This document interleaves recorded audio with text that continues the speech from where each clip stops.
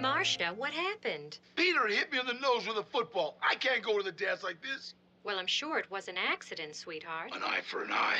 That's what Dad always says. I never said that, honey. Shut up! Time to teach Peter a lesson. Marcia, eat a Snickers. Why? You get a little hostile when you're hungry. Better? Better. Marcia. Jan, this isn't about you. It never is. Oh my Christ, I expected this behavior from Walken, but you're better than this, Buscemi. You gotta stick to things kids remember. I mean, kids remember crispy M&Ms, but the Brady Bunch? No! No, they don't!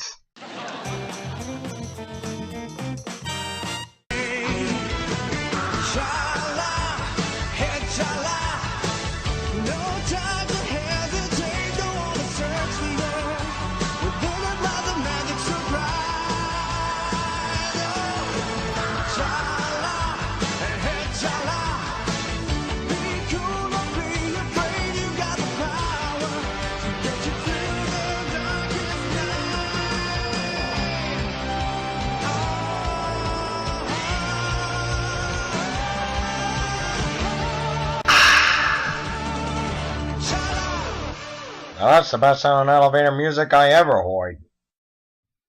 Yeah, as previously noted in a little subtitle in the previous episode, Mr. Enter's back, and so are crispy M&Ms. In case you're wondering, no, the Mars Company isn't using me for advertisement. As you can clearly see by our empty Patreon paycheck, I just really love M&Ms, and I really love that Mr. Enter can go back to making the Arsons we deserve.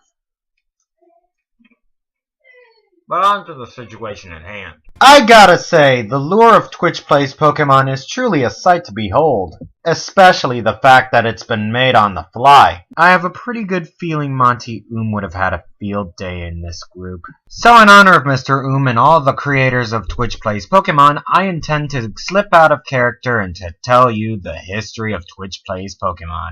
The lure, that is. Grab yourself a snack and head on over to the highlight reel, ladies and gentlemen of the mob. It's time to riot loose with a Fandom Arson lure tour of Twitch Plays Pokemon Red. Belts up, gang! We're about to land. Previously on Twitch Plays Pokemon, a magical princess is awakened by a magical clone of Walt Disney. Just go with it, it'll be over faster. As well as his 3 companions from the 80s. Again, it's best if you go with everything Master Hand says nowadays. Meanwhile, a god finds this specific girl and makes her the princess of a world called the Toy Box. A world where anything and everything can happen. But the god named Deus knew that the girl named Sakai was a child at heart, so he created 2 helping hands to take care of her. Thinking quickly, Sakai took care of her glovepanions by telling them to take up a hobby. And what was the hobby in question? Nintendo games and go-kart racing. And then the Elder Hand warped into our world during the tail end of the 90s, where he met one Artemis Hayes. And by meet, I mean he played around with his toys, leading to another hobby that will bleed into the multiverse. Long story short, Princess created God, God created Hands, Hands created Fossil Lords, and Fossil Lords turned Pokemon human. Well, that's the mythology out of the way. So why exactly Garrett in all this?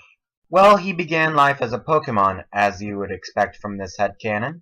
Caught by Professor Oak to kick off a Pokemon-type journey. His childhood friend Abby, a Charmander, is constantly bullied by the Squirtle next door. But Abby didn't let the bullying bother her that much, because somehow, deep down, she knew that there would be a trainer somewhere out there. A trainer that wanted her. A trainer that could make her a legend. But through an odd twist of fate, i.e. the streamer, you know, Master H's friend from Australia, up and turned Jared human, just like the Myrid Eevees that were turned into the Fossil Lords, but this time they deliberately leave out the ability to shift between Pokemon and human, the same gift bestowed upon the Fossil Lords, as well as their next of kin. Bill, I'm looking at you. Kicking off the tradition of humanizing Pokemon and using the Hivemind, that'd be us, as a proverbial leash of sorts, certainly didn't help matters. You still following? 'Cause there's more than enough M&Ms to go around. And so the two ventured all across Kanto, with the mob tracking and controlling them every step of the way. Throughout this journey, they would meet such memorable characters as Jay, a snarky young Rattata with an inferiority complex, Abba, an isolated Pidgey who Abby has a bit of a crush on, Mary, Bill's eldest daughter struggling with their feelings towards the future, and Abba, Simone, a Radicate gravedigger eager to dig our group out of trouble at a moment's notice, Rick Ghastly, a Ghastly, that loves to sing and has the best pipes for the job, Dux, a samurai warrior chosen to wield the dawn-passed sword in lieu of his master, the great Lord Bobo Patch of Zincron, C3KO, a techno-organic martial artist fluent in over 30 different languages, with a fighting style for each one, Adam, a measly Venonat who served in a gang led by King Fonz, Abba's street-smart arch-rival, who ultimately joins our band of heroes when his gang meets a fate you wouldn't wish on your worst imagination. AJ, a b-ball and smack-talking punk from the mean streets of Quickville. Cabbage, another person in the team. And the Keeper, a noble, drowsy servant of the fossil lord of the Helix Stone. Look, I knew this game would be smart food worthy, but this is getting ridiculous. What an all-star cast! Good. So naturally, Abby and Jay accepted the Helix, but believe it or not, there was some hesitation on the part of Abba and Darrett. Abba hesitated for the rightfully noble reason of not wanting any of the team landing upon the ultimate whammy. Darrett, on the other hand, being the conformist that he is, was told by Professor Oak that now is not the time to use that.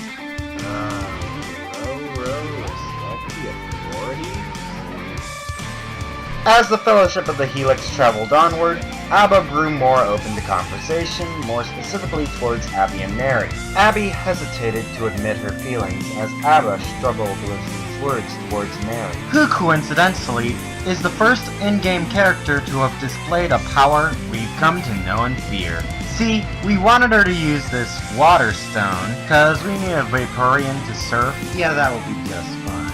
But then Mary decides to resist us and outright fuck us over with a fire stone. Then boom, Flareon. I don't understand this country. Mary finally had the courage to admit her true feelings to Abba, having done the impossible by resisting the voices. It is now safe to drown your misery in junk food, which prompts Abba to go ahead and admit his feelings to her, resulting in Abby leaving the group broken-hearted, only saying goodbye to her lifelong friend Darrett.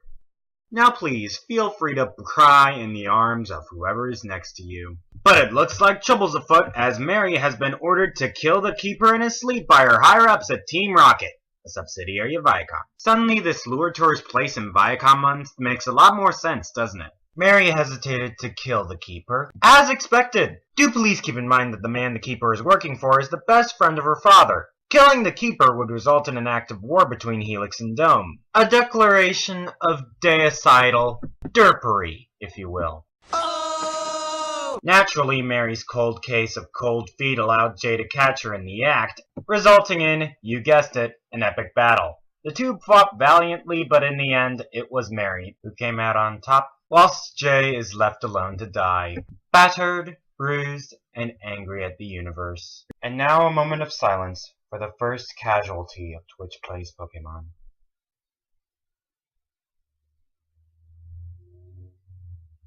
So anyway, Abba finds the corpse of Jay as he engages Mary in yet another round of pitched combat. The two fought and they fought, and we all know who prevailed. Mary found herself with a scar across her chest until Abba releases her code, demanding Mary to leave. But his demand was in vain, as Mary had vanished with nary a trace due to being released into the Master PC. A Viacom service. Naturally. And it all happened over the course of one night. I have a feeling this is foreshadowing. Yet our motley crew moved on forward, with Abba taking in the Helix fossil, becoming a proverbial bird Jesus to uphold Abby's promise and honor Jay's sacrifice. And so time passed, new friends are met, gym battles were won and lost, and in time, Darrett would manage to catch a Zapdos in a Master Ball. and there was much rejoicing. Naturally, they wanted Zapdos on the team, cause there's no way in hell the Hivemind's gonna pass this up. But attempting to do so would lead us poor schmucks to the Master PC. Hivemind bickering in the presence of Nickelodeons. Yes, Viacom has actually programmed bots to hijack our intricate social experimentation system, because of course they would. Tinkleberg would ultimately see the code of our team of mons released to this dreadful abomination of Pokemon storage. Dux and 3K put up a good fight. Cabbage and Simone never stood a chance. The Burger King and his court were caught in the crossfire, and not even the Fonz's gang of Nidoran were safe. 3 were released, while another brave Nidoran sacrificed himself to pull Abba and AJ from the Master PC, revealing that escape was in fact possible, a silver lining in what would ultimately become known as Bloody Sunday. Naturally, Darrett is emotionally scarred by this tragic downturn, even going as far as to resenting the Helix he once held dear. But as he gazed into the Pokemon that he had left, he realized he needed the Helix as much as it needed him. After all, deep down, he is still the same Bulbasaur that wanted to make his best friend a legend. And that's the main point of Pokemon. Whether it be playing for fun or for glory, aka the MLG community, Pokemon is all about friendship when you get down to the bare basics. So he allowed the Archangel of Justice into the group as Lord Helix stepped forward into the brawl through the Helix Stone to ultimately finish the fight. And here we stood in the light of day, facing off against the Elite Four. But not before they face off against one last employee of Viacom, a Rhydon named Savage. Fucking people. After his inevitable ass-kicking, Savage warned the group to trust no one from the Elite Four, for they might be agents of Viacom as well. Don't you just love it when Viacom hires people that hates their guts as much as we do?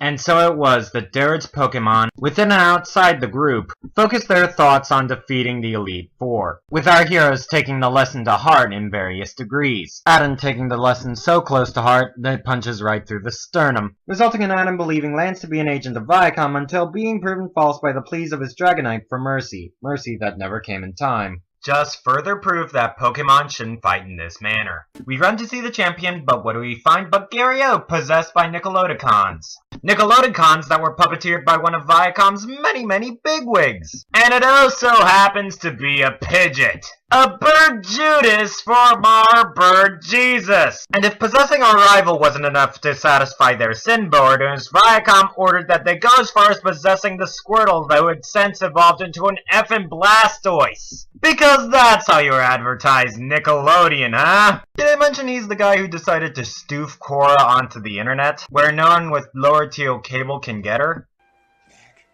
It's why you fail. Naturally, you can predict everything that happens from here. The good guys win, the bad guys lose. Humanity ensues, and Viacom winds up spending an estimated $5 million trying to derail a children's video game about cockfighting. And the worst part is, the experiment was a success. And if you go out and say it isn't so bad, I beg to differ. This means that between the production of horrible tweencoms, they are still able to find ways to outright fuck us over to this day. In other words, nothing has changed about Viacom and they just can't learn anything.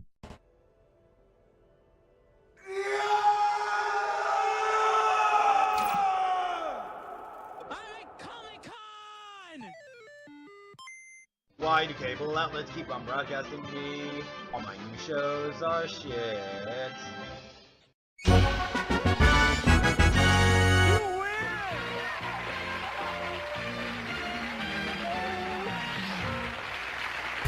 win!